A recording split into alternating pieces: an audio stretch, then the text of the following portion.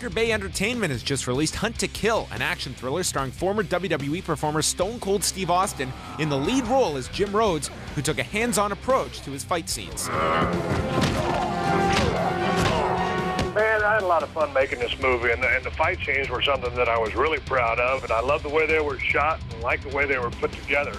And in particular, the fight scene with Gary Daniels, that guy is such a talented martial artist that I'm telling you, when you're fighting with a guy for a day and a half, and they're as good as Gary, it makes it so much easier. Man, I'll tell you what, that guy's absolutely tremendous. In the early part of the scene where I open up a can on the guy who's trying to take advantage of my daughter, you know, when you just get to flat out throttle somebody, that kind of sets the tone. And I enjoyed making that movie because I enjoy kicking ass on screen.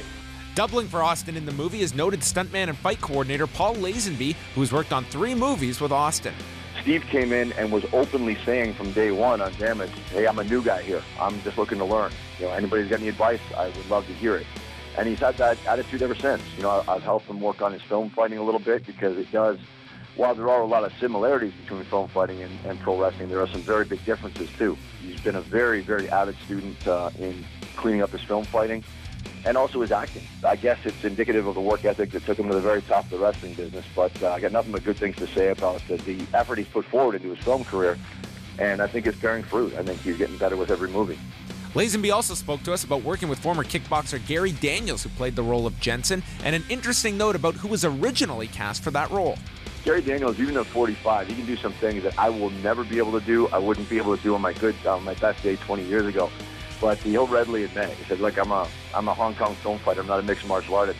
So he was literally laying on the ground and saying, Paul, could you please come over here and walk me through this step by step? Because I don't even know how to put this on. Interesting trivia note, right up until we went to camera, that role was supposed to go to Anderson Silva. So he got hurt, and they ended up switching in Gary Daniels instead, and I think he did a great job. For wrestling fans, the big question for Austin revolves around WrestleMania 27 next April, and if he's open to working the event. Well, you know, I'm always open to listening to any conversation as a businessman, but, you know, I started hearing these rumors that I was going to show up on Raw on December 27th. I'm going to be on my ranch hunting, and then I hear WrestleMania 27 rumors, which, you know, are totally unfounded and totally new to me. So, I mean, it's all rumors to me. Am I willing to have a conversation? Absolutely. But, I mean, that's where it starts and stops.